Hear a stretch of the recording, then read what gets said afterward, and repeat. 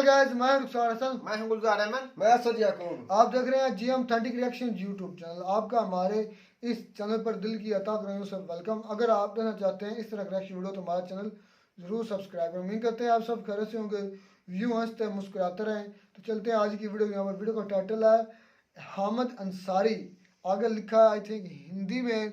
देख लें क्या किया हामिद अंसारी ने, फिर देते हैं अपना रिएक्शन। नमस्कार, आप देख रहे हैं आज तक आपके साथ मैं हूं अंजना ओम कश्यप। हामिद की लव स्टोरी वर्सेस पाकिस्तान की हेट स्टोरी। कैसे पाकिस्तान एक आशिक को जासूस बता सकता है, कैसे प्यार की सजा पाकिस्तान में जेल है। हामिद अंसारी मुंबई का रहने वाला शख्स जो कि पिछले 6 सालों से पाकिस्तान की जेल में सजा काट रहा था। आज तक पर हामिद का पूरा परिवार हमारे साथ मौजूद है।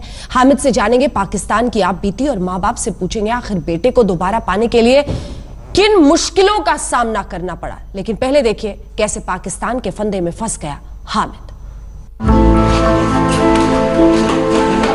ये आंसू हैं पाकिस्तान से मिली आजादी के, ये दर्द है 6 साल बाद जेल से बाहर आने का।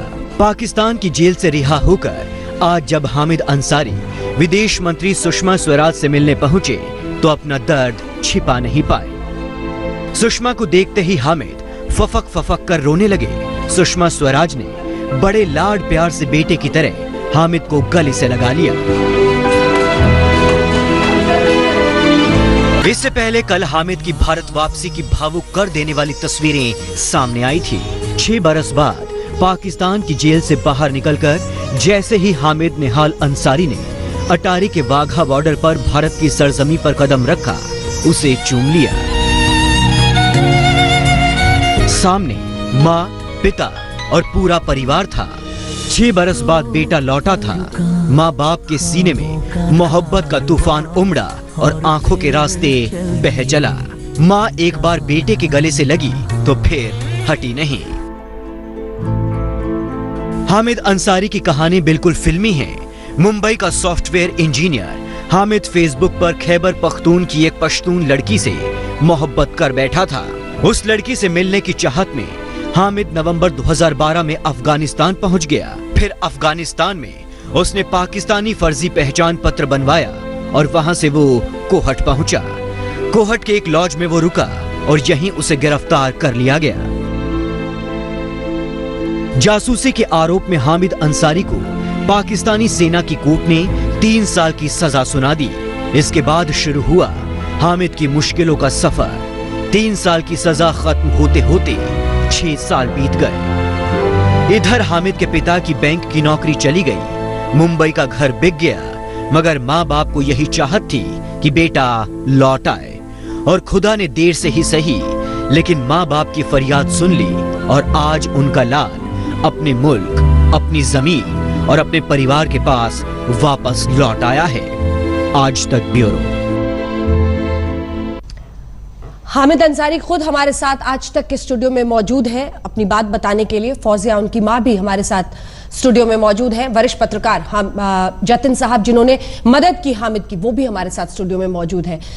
हामिद, हम सब जो आपकी कहानी को देख सुन रहे हैं, नजरें हमने आपकी देखी, कैसे पलकें आपकी भर आई थी, हैरान रह जाते हैं इस पूरी कहानी को सुनकर। आप पर तो बीती है। वो पहला कदम कैसा था जब पाकिस्तान की सरजमी से वापस आपने हिंदुस्तान की जमीन पर अपना कदम रखा? जब मैं सबसे पहले जब पाकिस्तान की ही ज़मीन पर था, लेकिन बिल्कुल वाघा के गेट पर था, वहीं से मैंने अपने माँ बाप को देख लिया। मैंने उनको देखा कि वो जो सेरेमनी की जो कुर्सियाँ होती वहाँ से वो दाखिल हो रहे थे और 6 साल के बाद मैंने अपने माँ बाप को देखा था। मैं उन लम्हों को मैं ज़बान में या शब्दों में बता नहीं सकता क्या था वो। जैसी मैं उस तरफ अपने मुल्क, अपने वतन, अपनी मिट्टी पर मैं जैसी पहला कदम मैंने रखा तो एक अंदर ही अंदर मुझे महसूस हुआ कि मैं अब घर पहुंच चुका हूं। अब इसमें कोई फ़र्क नहीं है कि मैं बम्बई में हूं, अमृतसर में हूं, दिल्ली में हूं, ये मेरे लिए कोई मायने नहीं रखता था। मैं अब घर पर हूं। और फिर मेरे घर वालों समेत हम सब के दिल में एक आवाज़ उठी, एक जज्बे के साथ हम सब ने हमारी धरती माँ को चूमा है, इसे गले लगाया है हमने। माँ को देखा आपने, माँ की आपकी आंखें इस वक्त भी भर आई हैं। मेरी माँ इनको यकीन ही नहीं हो रहा है कि मैं वापस आया हूँ। एक माँ के जज्बात मैं नहीं समझ सकता कि ये एक माँ बेहतर समझ सकती है। फौजिया जी, कितने दिन बीते हामिद के? 2232 दिन, और एक एक दिन भारी। एक एक दिन भारी, एक एक रातें जाग करके काट काट करके कैलेंडर पे नोट था, उल्टी गिनती थी। गिनती खत्म हुई तो वो आ गया। ये एक विश्वास था, भरोसा था कि आएगा। भरोसा था, ऊपर वाले पर भरोसा था, अपनी सरकार पर, भारत सरकार पर भरोसा था, अपने मीडिया पर भरोसा था जो हमारी आवाज़ बने। और पाकिस्तान में बैठे हुए कुछ बहुत अच्छे फरिश्ता सिफत जो वहाँ के जुडिशरी थी, जो वहाँ के ह्यूमन राइट एक्टिविस्ट थे, हमारे लॉयर थे, जिस तरह से इंसानियत को उन्होंने तरजीह दी, हमारे दर्द को महसूस किया, तो यकीन होता था, भरोसा ही और मजबूत होता था कि वो ज़रूर लौट कर आएगा। और आया। सिसकती हुई आपकी आंखों को मैं और परेशान नहीं करना चाहती हामिद, लेकिन एक एक दिन कितना भारी बीता, क्योंकि आपको तो शायद गिनती नहीं याद होगी जैसी माँ को याद है, लेकिन एक एक दिन कितना भारी बीत रहा था। क्या? क्योंकि एस्पियोनाज चार्ज किया था, टॉर्चर किया शुरू में तो मुझे पता ही नहीं था कि भाई होना क्या। जिस दिन मुझे गिरफ्तार किया गया उस दिन मैं समझ गया कि अब मेरी वापसी नहीं होनी है।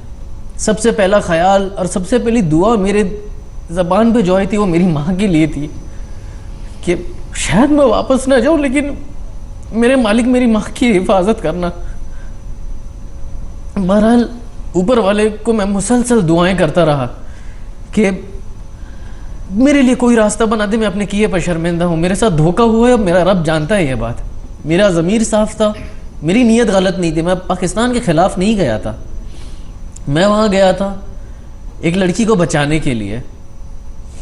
उस लड़की ने मुझे खुद बोली कि भाई मेरी मदद करो, मेरे घर वाले मेरी ज़बरदस्ती शादी कहीं और करा रहे हैं, अब मेरे जज्बात तुम्हारे साथ जुड़े, तुम्हारे जज्बात मेरे साथ जुड़े, मैं तुम्हारे साथ रहना चाहती हूँ।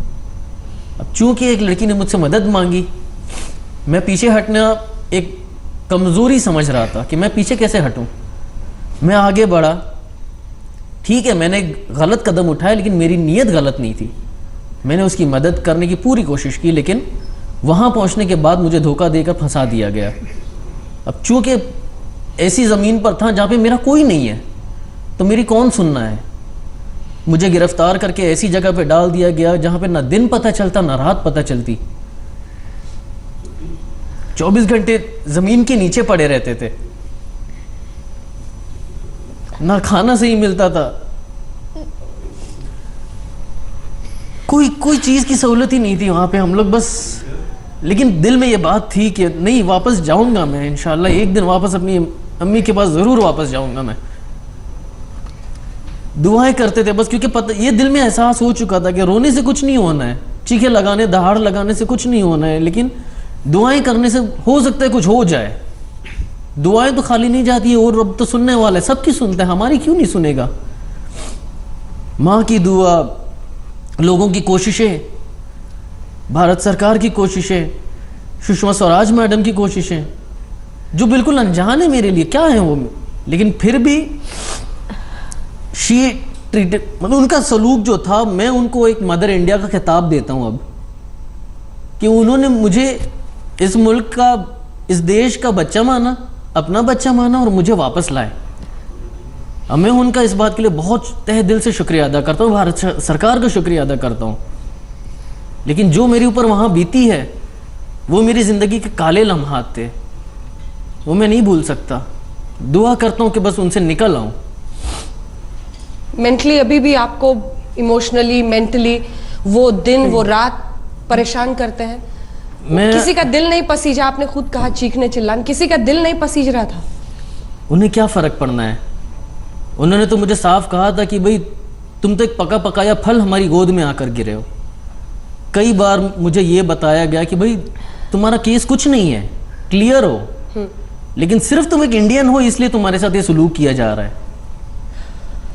अब मैंने बोला भाई अगर ये आपके यहाँ पे ये इंसाफ होता है तो ठीक है, कोई बात नहीं, मदद आनी है मेरे लिए, कहीं ना कहीं से तो मदद का रास्ता बन जाएगा। माँ की दुआएं साथ थी? माँ की दुआएं साथ थी बेशक। और हमें आपने कहा कि कैसा सलूक वो करते थे, क्या करते थे आपके साथ, किस तरह का टॉर्चर करते थे, क्योंकि जासूसी का आरोप था। मुझे उन लोग दिन रात नहीं देखते, जब उनका दिल करता निकालते। मुझे अभी भी याद है, सर्दियों का मौसम था, 1 हफ्ता मुसलसल मुझे खड़ा रखाया गया था। 1 सप्ताह तक मैं खड़ा था, सोने नहीं दिया। अच्छा, आंखों पे पट्टी, आंखें बंद हैं, लेकिन सो नहीं सकते हो। खड़े खड़े झपकी अगर आई तो पता नहीं किस जगह से वार होना है। 1 हफ्ते बाद जब पट्टी खुली, जैसा मैंने पहले भी बताया कि मैं 15 फीट ज़मीन के नीचे था, मुझे तहखानों में रखा गया था, रात का टाइम था। जो तफ्तीश करने मेरे पास आया अफसर, उसने जब पट्टी खोली, मुझे ऐसा लग रहा है कि मेरे सामने पहाड़ और परिंदे हैं। मैं अपने जहन में नहीं था। मैं 1 हफ्ते से सोया नहीं, तो जहन मेरा सुकून में ही नहीं था। मुझे चीज़ें नज़र आ रही थी कि भाई मैं झरनों के बीच में हूँ। फिर क्या हुआ मुझे नहीं पता। अगले दिन बोलते हैं भाई चलो तुम तो क्लियर हो गए, तुम तो घर जाने वाले हो, ज़्यादा से ज़्यादा 3 महीने 4 महीने 6 महीने की सज़ा होगी, फिर तो तुम जा रहे हो। 7 महीने बाद फिर एक नया बंदा आ जाता, भाई हमें तो कुछ नहीं पता है, हमें फिर बताओ। हर चीज़ दोबारा शुरू हो गई। इतना मारा, कभी बेहोश कर दिया मार मार के, कभी मुंह से खून आना शुरू हो गया, यहाँ तक कि मेरी बाईं आंख का रेटिना फट चुका था, इतना मारा मुझे। उस लड़की का क्या हुआ, उसके बारे में कोई जानकारी उसके बाद मिली? मुझे पता है फौजिया जी आप पर बहुत ज़्यादा, लेकिन वही बात है कि सच सबके सामने आए और वो सच्चाई हामिद ही बता सकते हैं, क्योंकि इनके अलावा कोई और बोलेगा तो बहुत मुश्किल होगी। इसलिए आप हिम्मत रखिए, अब आपके लिए आने वाले दिन बहुत महत्वपूर्ण होंगे। बेटे का हाथ आपके सिर पर है, इससे बड़ी खुशी क्या हो सकती है। एक एक दिन आप पर कितना भारी बीता होगा, ये हम लोग सिर्फ अंदाजा लगा सकते हैं। हामिद, उस लड़की से आप सोशल मीडिया के थ्रू टच में? जी, सोशल मीडिया के थ्रू मैं उससे टच हुआ था। और धीरे धीरे ऑब्वियसली बातें करते करते जज्बात बन गए, और ये सोचा नहीं था कि भाई चलो बात इतनी आगे बढ़ेगी। हम सोचे कि चलो भाई एक नॉर्मल प्रोसीजर जो होता है फैमिली के थ्रू, लेकिन कुछ ऊंच नीच हो गई, उसकी वजह से मुझे मिसगाइड किया गया। कुछ लोग थे, उन्होंने कहा कि भाई हम तुम्हारी मदद करेंगे, वीज़ा वगैरह छोड़ दो, जबकि मैंने वीज़ा के लिए 10 महीने पाकिस्तान हाई कमीशन में अप्लाई करके लीगल प्रोसेस से कोशिश की थी। कोशिश की 10 महीने? 10 महीने तक। ये सब आप अफगानिस्तान से करते रहे? नहीं, इंडिया से रहकर मुसलसल में पाकिस्तान हाई कमीशन से रब्ता करता था कि भाई मेरे वीज़ा का क्या हुआ। ना पॉजिटिव ना नेगेटिव, बीच में लटका हुआ था। अब दूसरी तरफ से मुझे प्रोवोक किया जा रहा है कि वहाँ पे लड़की की शादी हो जाएगी, क्या कर रहे हो, वक्त जा रहा है, जल्दी आओ। मतलब वीज़ा नहीं मिल रहा, बोलते अफगान के रास्ते आ जाओ, हम तुम्हारे लिए खड़े हैं यहाँ पे। अब चूंकि मैं जज्बाती था, दिल से सोच रहा था, दिमाग काम नहीं कर रहा था, मैंने रास्ता इख्तियार कर लिया।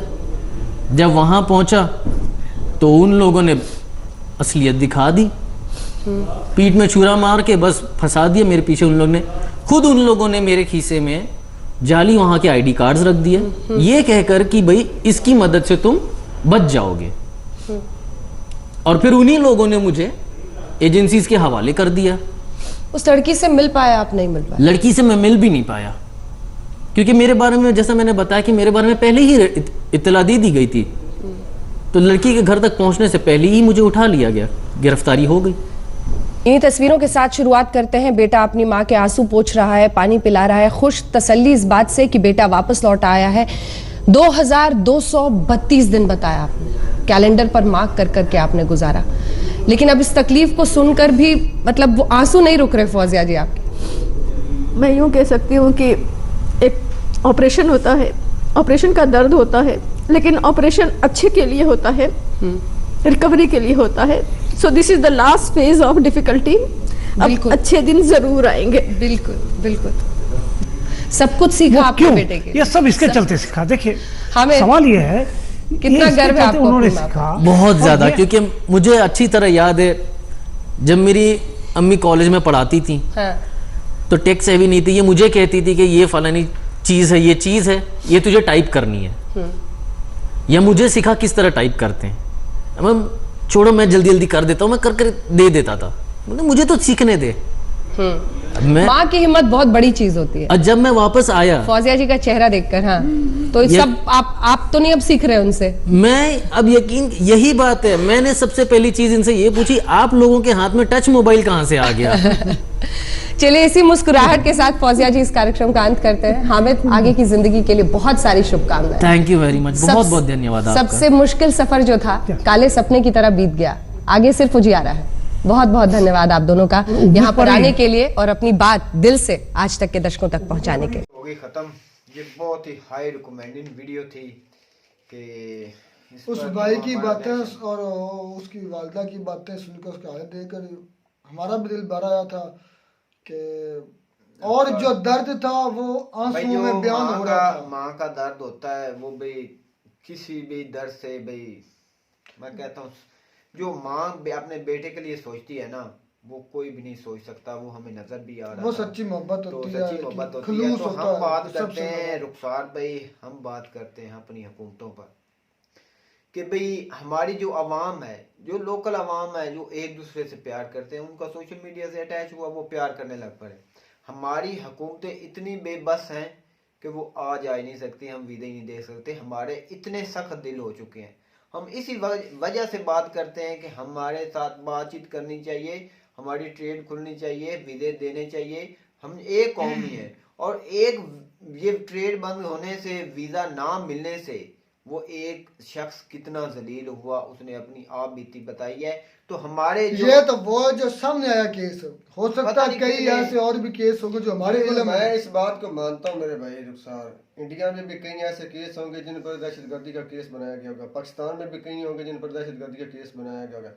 मेरे भाई सवाल तो ये बनता है कि आपके जज्बात अपनी जगह पर, आप देख रहे हैं कि दोनों ममालिक की कशीदगी कितनी ज्यादा है, आप रास्ता ही गलत क्यों चुनते हैं? नहीं, उन्होंने बताया पहले, हमने नहीं भाई सुना नहीं आपने, उन्होंने बताया कि 10 महीने पहले मैं 10 महीने तक ट्राई करता रहूं, पाकिस्तान के हाई कमीशन के साथ अटैच था, टच था, डेली पूछता था हर मतलब कि मेरा वीज़ा क्या बना, ना कोई नेगेटिव रिस्पांस आता था ना कोई पॉजिटिव आता था। उन्होंने सेंटर में रखा, ये भी वो भाई तो ये तो वीज़ा का तो बहुत मसला है ना, उन्होंने स्टेप भी गलत लिया है। गलत लिया था। मेरी बात सुनो यार, यहाँ पर अक्सर हमारे जो सोशल मीडिया के स्टार्स है ना, 3-4, खासकर मैं 3-4 का नाम लेता हूँ क्योंकि हम अक्सर वीडियो उनकी देखते हैं, उठाते हैं। अच्छा, आज ना एक ऐसी बात ना, मुझे आज ये यकीन हो गया है कि मोहब्बत वाकई अंधी होती है। मोहब्बत वाकई अंधी है। तो ये जो हमारी हुकूमतों है ना, उन पर बहुत सवालिया निशान है कि हम एक दूसरे को चाहते हैं। असल की बात मैंने आपका जो बात करने का तरीका था ना कि मोहब्बत अंधी होती है, तो मेरे भाई जहाँ भी अंधी चीज होगी वो गलत तरीके से या गलत जगह पर टकराएगी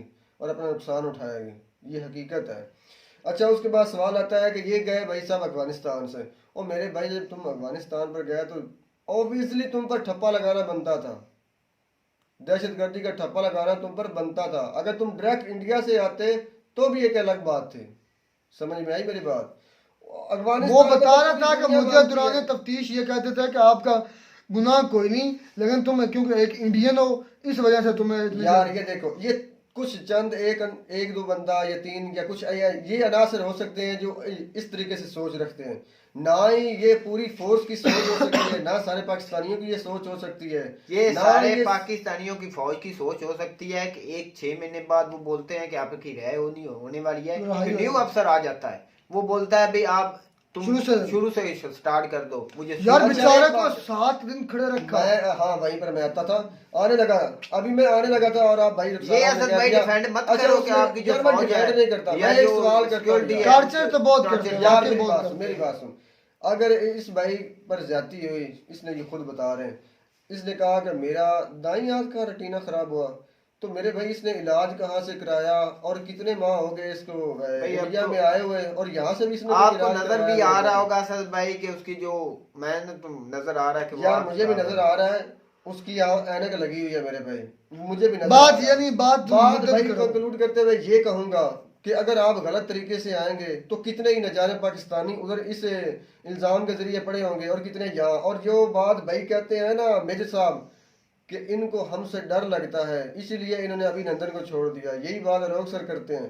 तो मेरे भाई अगर डर की बात थी तो ये 6 साल पहले ही छूट जाता, ऐसी कोई बात नहीं थी। और बात आ जाती अदलिया की, तो भाई ये कानून के जरिए बाहर आया, कौन सा इन्होंने भाई ड्रग्स कह असद दिया कि आप भाई, ले जाए यार। आप पता नहीं किस तरह बहस को ले जा मैं रहे हैं। हम ये दो बात तीन करते पॉइंट लाजमी हैं बीच में करना कि चाहता था हम जो दोनों ममालिक की आम आवाम है ना, उसको यार, फैसिलिटी इसके लिए देनी चाहिए। उनको ऐसे ये- मौके नहीं करने चाहिए, मौके नहीं बनाने चाहिए कि वो दहशत गर्दों की यार, मेरी बात तरह सुनो। किसी की मुल्क में इंटर हो। मेरी बात- एक लड़की आपकी ये- पाकिस्तान की, वो यार, नेपाल मेरी का बात रास्ता सुनो। लेते हुए भारत में आई, वो उधर उसको जेल में रखा गया।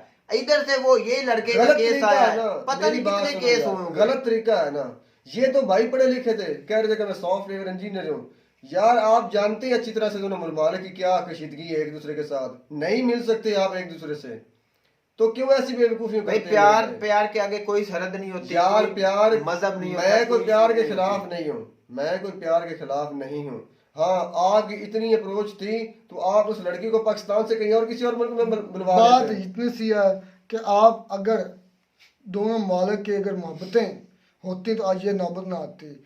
ये है फल दुश्मनियों का, ये है फल नफरतों का, और वो नफरतें जो हमारे पॉलिटिशियंस ने हमारे दिलों में फैलाई हैं। पॉलिटिशियंस और मीडिया में और फिर ये वही सम्राट हैं जो हमने जिसके बीज लगाए थे। अगर हम बीज मोहब्बत के लगाते तो हमें सम्राट भी मोहब्बत के मिलते। ये नौबतें ना आती, ये हमें तकलीफें बर्दाश्त ना करनी पड़ती, हमें 4 बार जंगों में ना जाना पड़ता, हमें एक दूसरे पर कीचड़ ना उछालना पड़ता, हमें एक दूसरे को नीचा ना दिखाना पड़ता, हमें एक दूसरे को घटिया या कमतर ना दिखाना पड़ता, आज बल्कि भी बराबर यही काम हो रहा है। बराबर एक दूसरे को समझते। यही वजह है कि ये आज यही नौबत है हमारे नफरतों का, ये सम्राट मिल और रहे हैं। समझे नहीं और है। मोहब्बतों को आज बांटे। भी वही काम है। तो उम्मीद करते हैं आपको हमारी ये वीडियो अच्छी लगी होगी। अगर वीडियो अच्छी लगी हो तो हमारे चैनल जरूर सब्सक्राइब करें। मिलते हैं नई वीडियो में नए टॉपिक के साथ, तब तक दीजिए इजाजत। अल्लाह हाफिज।